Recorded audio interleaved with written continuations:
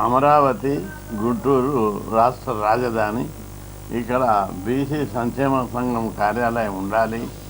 ఇక్కడ స్థానిక రాష్ట్రంలో బీసీలు ఎదుర్కొంటున్నటువంటి సమస్యలకు, బాధితులకు, అన్యాయం జరిగిన వాళ్ళకి ఇక్కడ ఒక టీం ఏర్పాటు చేసి వాళ్ళకి అండగా నిలవాలనే ఉద్దేశంతో గూడూరు నాని నాయకత్వాన ఇక్కడ రాష్ట్ర కార్యాలయాన్ని ఓపెన్ చేయడం జరిగింది. ఈ జిల్లాలో మరియు స్టేట్లో బీసీలు బాధితులు ఉంటారు. వాళ్ళకి హాస్టల్ సీట్లు రాని వాళ్ళు ఉంటారు, గురుకుల సీట్లు రాని వాళ్ళు ఉంటారు, లోన్లు రాని వాళ్ళు ఉంటారు, బాధితులు ఉంటారు, ఆధిపత్య వర్గాల నుంచి బాధితులు ఉంటారు. వీళ్ళందరికీ అండగా నిలబడి వాళ్ళకి రక్షణ కల్పించాలి అనే ఉద్దేశంతో, బాధితులకు అండగా నిలబడాలనే ఉద్దేశంతో గూడూరు నాని త్యాగం చేసి, ధైర్యం చేసి ఒక టీం ఏర్పాటు చేసుకుని ఆయన మరియు ఆదిశేషి ఇద్దరు కలిపి రాష్ట్రంలోని బీసీలకు అండగా ఉంటారని నేను ఆశిస్తున్నా. అందుకే ఈ కార్యాలయం ఓపెన్ చేశారు. రాష్ట్రంలో ఉన్న బీసీలందరూ బాధితులు కానీ, అన్యాయం జరిగిన వారు కానీ, మద్దతు బీసీల నాయకుల మద్దతు కావాలని కోరుకునేవారు కానీ, వాళ్ళకు జరిగిన అన్యాయాన్ని, బాధలను ఇక్కడ ఈ కార్యాలయానికి వస్తే ఇక్కడ ఒక టీం ఉంటుంది. ఈ టీము వెంటనే అధికారులతోటి, ఆధిపత్య వర్గాలతోటి మాట్లాడి సమస్య పరిష్కారానికి కృషి చేస్తుందని రాష్ట్ర ప్రజలందరికీ నేను హామీ ఇస్తున్నాను. అదేవిధంగా దేశంలో ఎక్కడ లేని విధంగా ఆంధ్రప్రదేశ్ రాష్ట్రంలో బీసీలలో అద్భుతమైన చైతన్యం వచ్చింది. దానికి ప్రధాన కారణం జగన్మోహన్ రెడ్డి గారు, ముఖ్యమంత్రి జగన్మోహన్ రెడ్డి గారు. జగన్మోహన్ రెడ్డి గారిని చూసి దేశంలోని బీసీలందరూ ఆశ్చర్యపోతున్నారు, గర్వపడుతున్నారు. అవురా, మా దగ్గర బీహార్లో 35 ఏళ్ళ నుంచి కర్పూరు ట్రాక్ నుంచి ఇప్పటిదాకా 7-8 మంది బీసీ సీఎంలు, ఇప్పుడు కూడా నితీష్ కుమార్ కానీ, లల్లు ప్రసాద్ కానీ, అంతకుముందున్న రబ్రీదేవి కానీ అనేక మంది బీసీ చీఫ్. ఉత్తరప్రదేశ్లో బీపీ మండల్ కంటే ముందు నుంచి ఇప్పటి వరకు 8 మంది చీఫ్ మినిస్టర్లు అయ్యారు. కానీ బీసీ జగన్మోహన్ రెడ్డి గారు చేసినటువంటి సాహస కృత్యాలు, గొప్ప బీసీల అభివృద్ధికి తీసుకున్నటువంటి చర్యలు గతంలో దేశంలో కానీ రాష్ట్రంలో కానీ ఏ ఒక్క నాయకుడు అంత ధైర్యం, సాహసం చేసి తీసుకోలేదు. జగన్మోహన్ రెడ్డి గారు బీసీల కోసం ఎన్నో ధైర్య సాహసాలు చేసి అమ్మఒడి పథకం పెట్టారు, ఫీజు రియంబర్స్మెంట్ పెట్టారు, స్కాలర్షిప్ పథకం పెట్టారు. దీని మూలంగా బీసీలు డెవలప్ కావాలి పర్మనెంట్గా. ఎస్సీ, ఎస్టీ, బీసీ, మైనార్టీలు డెవలప్ కావాలంటే ఏం కావాలి? మనకు చదువు కావాలి. చదువు ఉంటే అధికారం వస్తుంది, ఉద్యోగం వస్తుంది, అభివృద్ధి చెందుతాడు. చదువుకుంటే కలెక్టర్ అవుతాడు, డాక్టర్ అవుతాడు, ఇంజనీర్ అవుతాడు.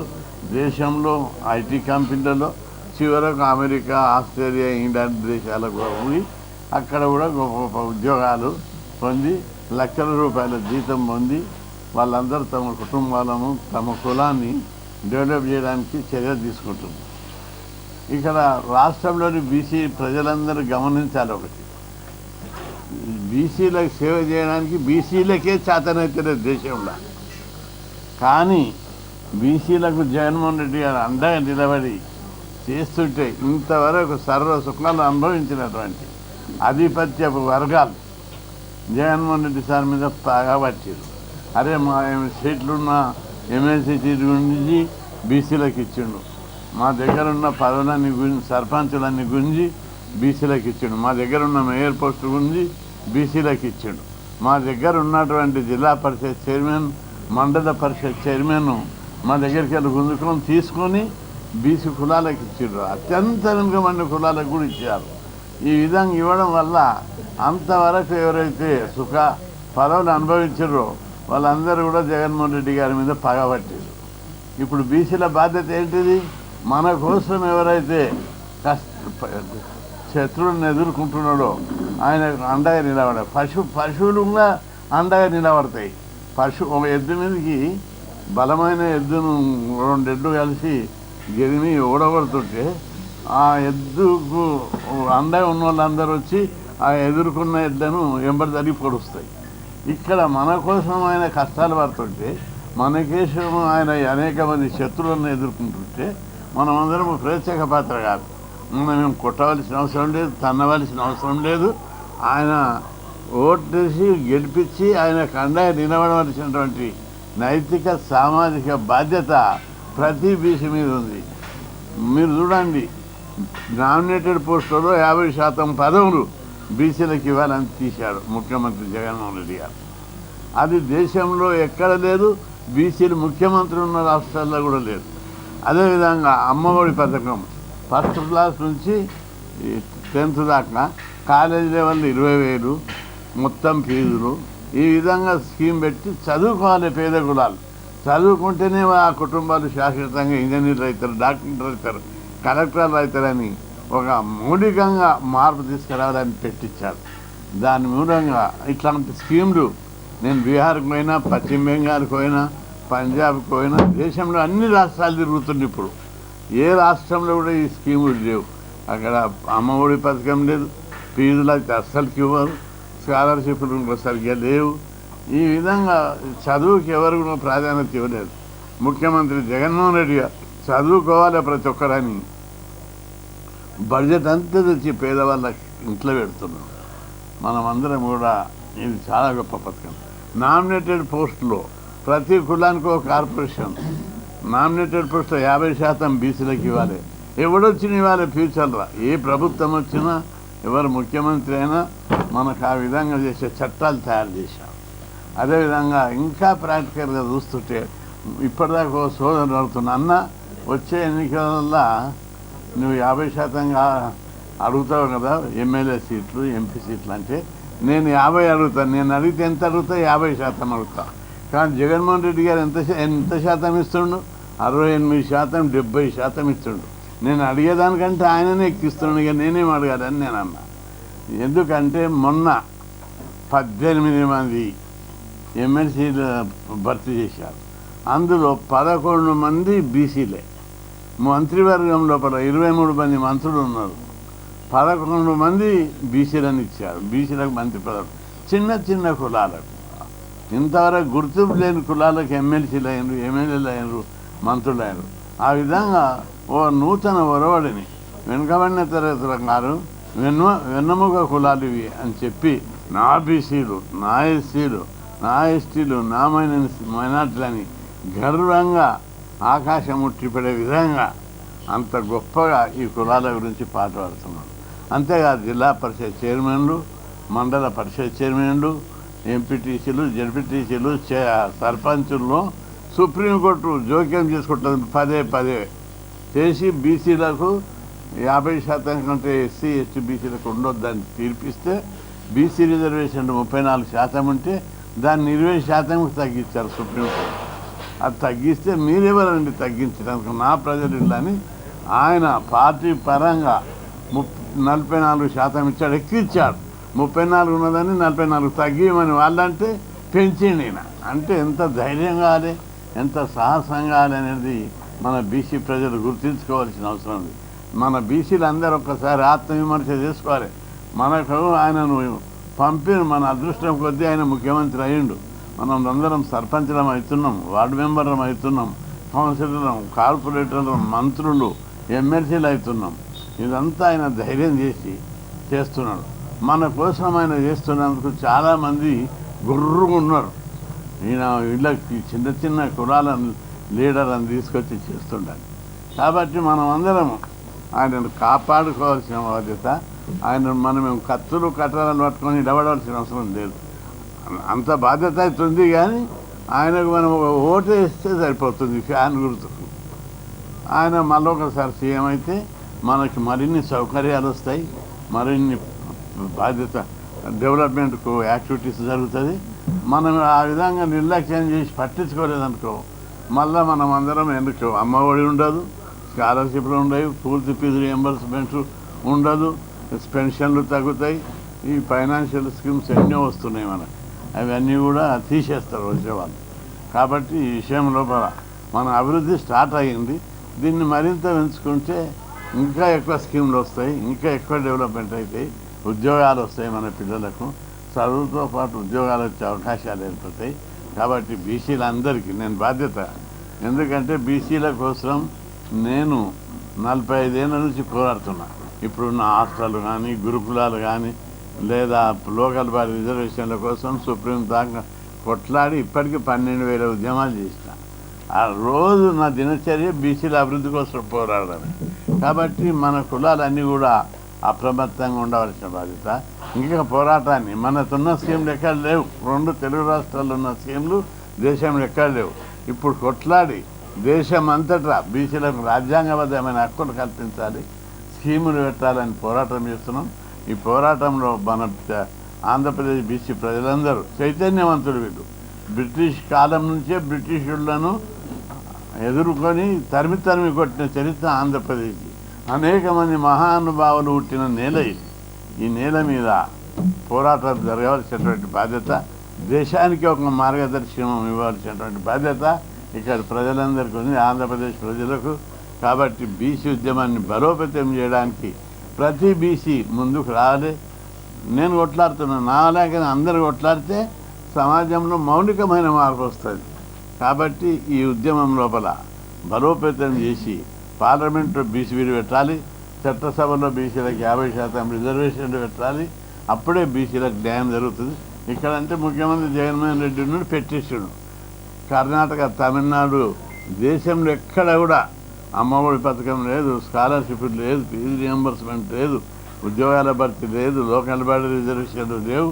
కాబట్టి మనమందరం ఈ ఉద్యమాన్ని బలోపేతం చేస్తే రాజ్యాంగబద్ధమైన హక్కులు దొరుకుతాయి. మనకు రాజ్యాంగబద్ధమైన హక్కులు లేవు, ముఖ్యమంత్రులు దయాదాత్యాన్ని మీద ఆధారపడి ఉన్నాయి. కాబట్టి ఆ విధంగా కాకుండా మన పిల్లలు చదువుకోవాలి, చదువుకున్న మన పిల్లలకు ఉద్యోగం దొరకాలి, అదేవిధంగా అనేక సౌకర్యాలు కల్పించాలి, పేదరికం నుంచి మన కులాలు విముక్తి కావాలి. ఇట్లాంటి గొప్ప ఆశయంతో మనం పోరాటం చేయవలసినటువంటి అవసరం ఉంది.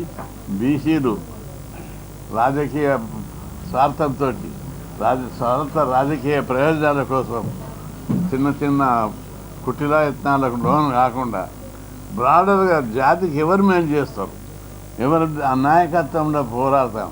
నేను చూడు ఇప్పుడు పార్లమెంట్లో బీసీ బిల్లు పెట్టాలని 800 సార్లు పార్లమెంటును ముట్టడించిన, 90 సార్లు ప్రధానమంత్రులను కలిసిన, 100 సార్లు అపోజిషన్ లీడర్లను కలిసినాం, మీటింగ్లు పెట్టినాం, ఢిల్లీలో చర్చలు జరిపినాం. కానీ పార్లమెంట్లో బీసీ బిల్లు పెట్టలే. ముఖ్యమంత్రి గారు వైఎస్ఆర్సీపీ తరఫున పార్లమెంట్లో బీసీ బిల్లు పెట్టి చట్టసభలో రిజర్వేషన్లు కావాలని కొట్లాడుతున్నాం. ఈ ఉద్యమానికి మీరు అందరూ మద్దతు ఇవ్వాలని బీసీల పతాక స్థాయికి వచ్చింది బీసీ ఉద్యమం. మొన్న పార్లమెంట్లో మహిళా బిల్లు పెట్టినప్పుడు మహిళా బిల్లులో బీసీ మహిళలకు కొట్టాలని డాక్టర్ పద్మావతి నాయకత్వంలో 500 మందిని ఢిల్లీకి తీసుకొచ్చింది. విమానాలలో, రైళ్లలో తెచ్చి అక్కడ పెట్టి, హోటల్స్లో పెట్టి మంచిగా లగ్జరీగా వాళ్ళందరినీ ఉద్యమాలలో దింపి ఉద్యమం చేస్తే ప్రధానమంత్రి ఇచ్చి చర్చలు జరిపారు.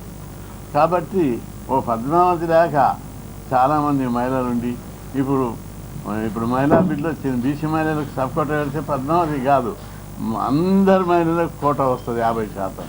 కాబట్టి ఈ విషయం లోపల బీసీలందరూ మన జీవితంలో చాలా రోజులు బానిసలుగా బతికిరు, ఏం దొరకకుండా బతికిరు.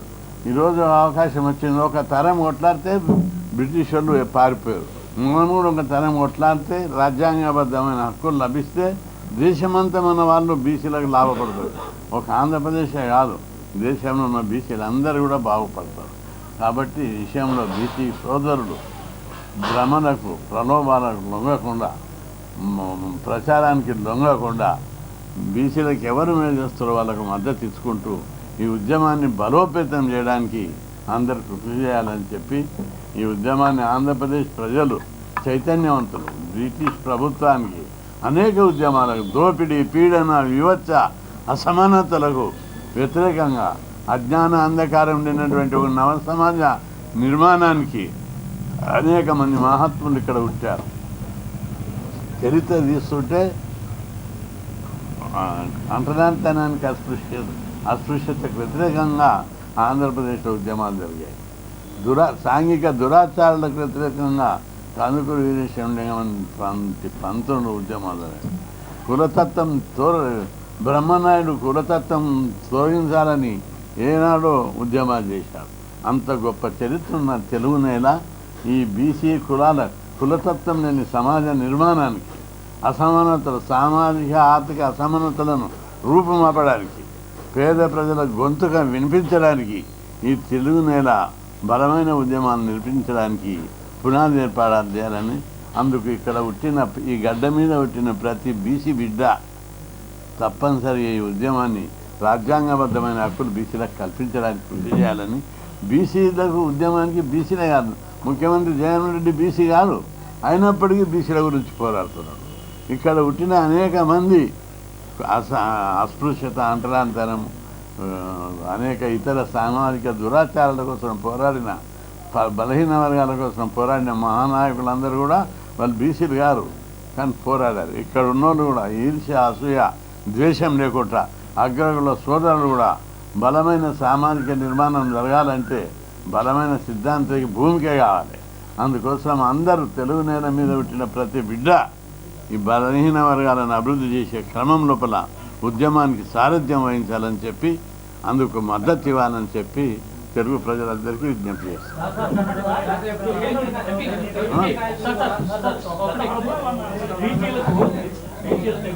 చెప్పు.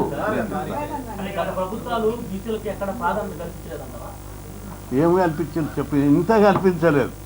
కల్పించినా నేను మేము పోరాడితేనే కల్పించింది. లోకల్ బాడీ రిజర్వేషన్లు ఉన్నాయి. నేను 85లో పోరాడినప్పుడు అప్పుడు ఎన్టీ రామారావు 20% కల్పించాడు. మళ్ళా పోరాడిన విజయభాస్కర్ రెడ్డి 94లో అప్పుడు ఆ 20% 34 పెంచాడు. ఇంకా అంతవరకు సర్పంచులో లేకుండే, సర్పంచులో వార్డు మెంబర్లో మళ్ళీ కొత్తగా పెట్టించాం. మేము పోరాడినాం, హాస్టల్ కావాలని పోరాడినాం, సాధించాం. 12,000 ఉద్యమాలు చేసాం ఇప్పటివరకు. ప్రతి జీవో తీపిచ్చాం. ఫీజు రియంబర్స్మెంట్ కానీ, హాస్టళ్ళు కానీ, స్కాలర్షిప్లు కానీ, గురుకుల పాఠశాలలు కానీ, ఉద్యోగాల భర్తీ కానీ, ఇవన్నిటికీ మేము పోరాడినాం, సాధించినాం. ఇంకా ఇప్పుడు జగన్మోహన్ రెడ్డి వచ్చిన తర్వాత ఎక్కువ చేశాడు. నామినేటెడ్ పోస్టుల్లో 50% ఇవ్వాలని చట్టం చేశాడు. ఎమ్మెల్సీ లోపల 18 మందిలో 11 మందికి ఎవరైనా ఇచ్చారా మీరు చెప్పండి? ఇవ్వలేదు. అందుకే ఒక కొట్లాడుతున్నా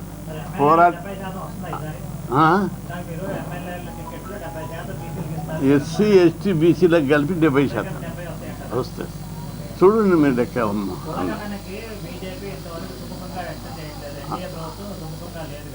ఏది అక్కడ సుప్రీంకోర్టులో వేసేసిన నిలదీస్తున్నాడు.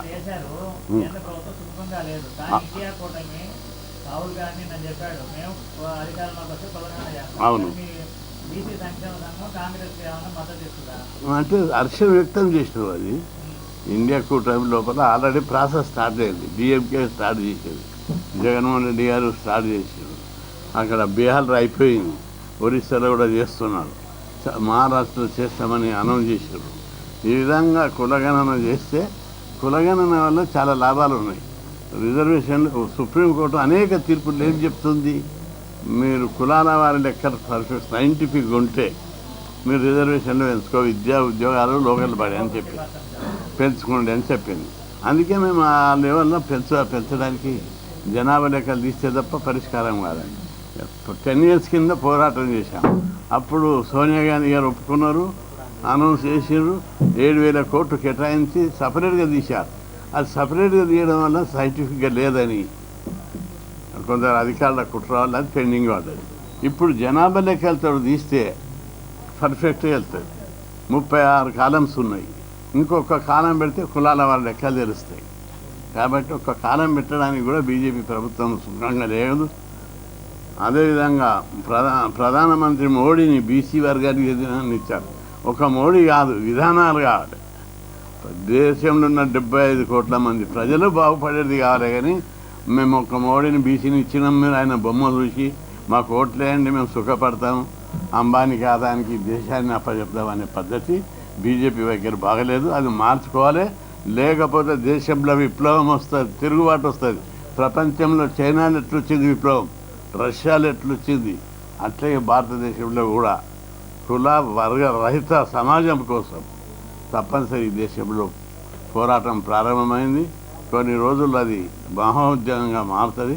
అందుకే నేను దేశవ్యాప్తంగా అన్ని రాష్ట్రాలు పర్యటించి ఉద్యమాన్ని బలోపేతం చేయడానికి సమాయత్తమం. రెండు విషయాలు ఇక్కడ మీరు వైఎస్ రాజశేఖర రెడ్డి కుటుంబానికి మద్దతుగా ఉన్నారు, వైఎస్ రాజశేఖర కుటుంబానికి చాలా కాలం నుంచి మద్దతుగా ఉన్నారు. ఇప్పుడు జగన్మోహన్ రెడ్డి కూడా మద్దతు కల్పించమంటారు. రేపు ఆంధ్రప్రదేశ్లో వాళ్ళ కూతురే తరిమిల ఆంధ్రప్రదేశ్ రాజకీయాలకి సన్నద్ధం అవుతుంది. ఏమంటారు, మీ అభిప్రాయం ఏంటి? అంటే ఆమె పాలసీ ఎట్టుంటుందో చూసినాక చెప్తారు. ఇప్పుడు జనరల్గా రాజశేఖర రెడ్డి కానీ జగన్మోహన్ రెడ్డికి కానీ బీసీల మద్దతు ఇవ్వలేదు. బీసీలకే వాళ్ళు మద్దతు, బీసీల పచ్చాన వాళ్ళు వచ్చారు. రాజశేఖర రెడ్డి ఉన్నప్పుడు నేను అమర నిరాహార చేసిన, వందల సార్లు ఉద్యమాలు చేసిన. మన సోదరులు, మీడియా సోదరులు నన్ను అడిగారు, కృష్ణయ్య గారు మీరు రాజశేఖర్ మంచి ఫైటర్ కదా, ఎప్పుడు చూసినా అసెంబ్లీ మీద వలగొట్టినావు, సచివాలయం మీద దాడి చేసినావు, అనేక మిలిటెంట్ పోరాటాలు చేసినావు, నీ ఉద్యమానికి రాడికల్స్ నక్సలైట్లు మావోయిస్టు కూడా నీ నాయకత్వం కింద పనిచేసిండ్రు, నువ్వు అట్లా మద్దతు ఇవ్వచ్చా అన్నారు. నువ్వు అట్లా ఆయన ప్రచారం చేయవచ్చా అన్నారు. అంటే నేను రాజశేఖర్ ప్రచారం చేయలేదు, రాజశేఖర రెడ్డి గారే బీసీల ప్రచారం చేరాడు.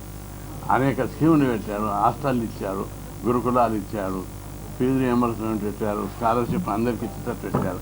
కాబట్టి మేము ఏ ఆశయం కోసం అయితే డిమాండ్ల కోసం కొట్లాడుతున్నామో 16 డిమాండ్లను పెట్టి కొట్లాడితే నేను అమర నిరాహార దీక్ష చేస్తే 15 డిమాండ్ ఒప్పుకున్నావు.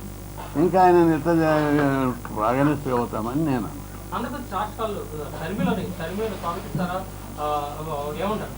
అంటే నేను రాజకీయాలు మాట్లాడతలేను, బీసీల గురించే మాట్లాడతా. బీసీలకు ఎవరు మేలు చేస్తే వాళ్ళకి ఎప్పుడైనా బీసీల మద్దతు ఉంటుంది. చెప్పండి.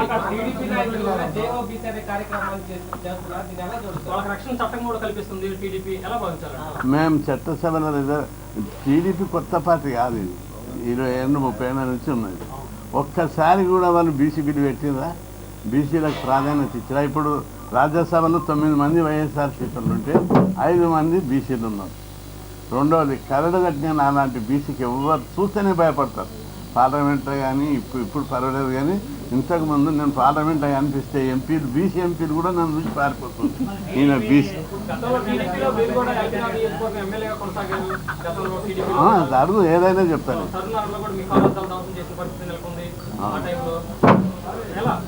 అంటే ధ్వంసం, కారు ధ్వంసం చేస్తే దానికి రిలవెంట్ పాయింట్ కాదు అది.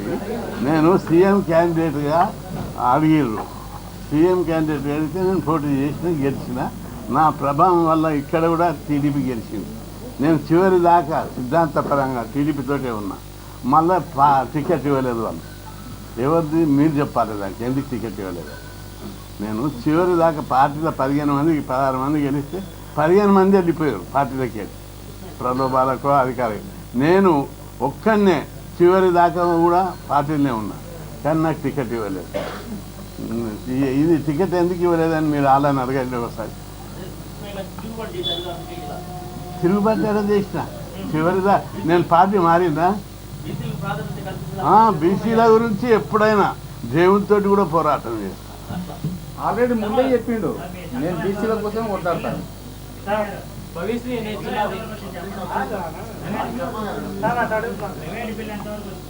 ప్రైవేట్ బిల్ మళ్ళీ ఒకసారి పెడుతున్నాను, మళ్ళా పెడతా. ఇది పాస్ అయ్యేదాకా వదిలిపెట్ట. మోడీని కాదు, ప్రపంచ వేదికల మీద మాట్లాడతా. ప్రపంచ వేదికల మీద భారతదేశంలో చైనా ప్రధాని ఏమన్నాడు? చైనా దేశ అధ్యక్షుడు భారతదేశంలో బీసీ ప్రధాని ఉండి కూడా బీసీలకు న్యాయం చేస్తలేదని ప్రపంచ దేశాలలో అంటాడు. నేను కూడా ఐక్యరాజ్య సమితికి పోతా, ప్రపంచ వేదికల మీద మాట్లాడి ఈ దేశంలో కనిపించని దోపిడీ, కనిపించని వివక్ష, కనిపించని అణచివేత కొనసాగుతున్నాయి. ప్రపంచంలో మీరు పెద్ద పెద్ద మాటలు మాట్లాడుతారు ఐక్యరాజ్య సమితిలో. మా దేశంకి వచ్చి చూడు ఈ పేద కులాలు ఎట్లున్నాయి. ఓ రజకులు, ఓ నాయ బ్రాహ్మణులు, ఓ ముదిరాజులు, ఓ గొర్రె కాపరులు, ఇట్లా చాలా కులాలు బీసీ కులాల లోపల ఈ స్వతంత్రం వచ్చిన 76 ఏళ్ల తర్వాత కూడా ఈ దేశంలోని 75 కోట్ల మంది ప్రజలు ఇంకా అన్యాయానికి గురవుతారు. ఆ విషయాన్ని నిలదీస్తా, తప్పనిసరి న్యాయం జరిగే వరకు కూడా వదిలిపెట్టా.